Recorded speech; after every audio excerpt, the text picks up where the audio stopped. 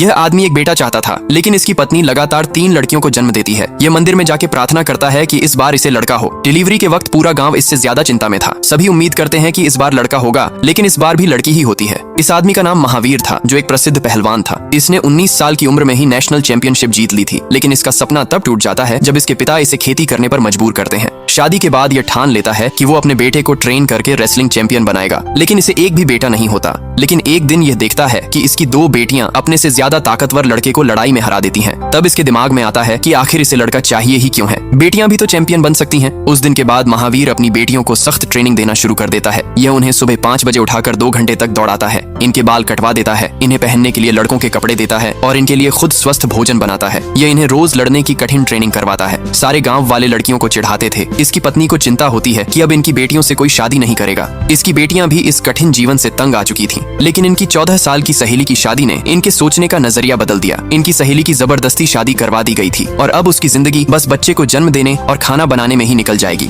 आखिरकार बेटियां समझ जाती हैं कि इनके पिता इन्हें एक बेहतर भविष्य देना चाहते हैं। इसके बाद जल्दी ही सबसे बड़ी बेटी गीता लोकल नेशनल लेवल के टूर्नामेंट जीतकर अपना शानदार टैलेंट दिखाती है। फिर यह नेशनल टीम को ज्वाइन करती है और आखिरकार अब यह इंटरनेशनल लेवल पर मुकाबला करने के लिए तैयार थी। लेकिन बिना अपने पिता के सख्त डिसिप्लिन के गीता अपने बाल बढ़ा लेती है, फैशन मारने लगती है और जंक फूड खाने लगती है। इसके बाद जब यह अपने गांव जाती है तो अपने पिता से जीतकर ओवर कॉन्फिडेंट हो जाती है, लेकिन जल्दी ही इंटरनेशनल लेवल पर वो बहुत बुरी तरीके से हारती है। इसकी विरोधी बड़ी आसानी से इसे हरा देती है। इसके बाद गीता का सारा घमंड टूट जाता है और अब यह अपने पिता से दोबारा ट्रेनिंग लेना चाहती थी। यहाँ तक कि जब कोच महावीर को एकेडमी से बैन कर देता है, तब भी यह चुपके से दीवार पार करके पिता से ट्रेनिंग लेती थी और दोनों साथ फोन पर स्ट्रेटेजी भी बनाते हैं। कॉमनवेल्थ गेम्स के फाइनल में गीता का मुकाबला एक ऑस्ट्रेलियन खिलाड़ी से था, जो 2 बार पहले इसे हरा चुकी थी। दूसरी तरफ कोच महावीर को स्टोर रूम में बंद कर देता है। आखिरी राउंड में गीता को स्कोर बराबर करने के लिए 22 सेकंड के अंदर 4 पॉइंट चाहिए थे। इस कठिन समय में इसे अपने पिता की पूरी बॉडी को उठाकर पटकने वाली एक बढ़िया टेक्निक याद आती है, जिससे वो 5 पॉइंट लेकर जीत जाती है। मंच पर खड़े होकर गीता अपनी जीत के सारे पल याद करने लगती है। इसी समय भारत का नेशनल एंथम बजता है, जिससे स्टोर रूम में बंद इसके पिता को पता लग जाता है कि इसकी बेटी जीत गई है। जल्दी ही चौकीदार महावीर को ढूंढ लेता है और फिर महावीर जल्दी से अपनी बेटी की तरफ भागता है। पिता को देखकर गीता फूलों का गुलदस्ता छोड़कर इनकी ओर दौड़ती है। पिता का सपना आखिरकार पूरा हो गया था। इतने सालों के लंबे इंतजार के बाद महावीर ने वो शब्द बोले जिसे गीता हमेशा से सुनना चाहती थी,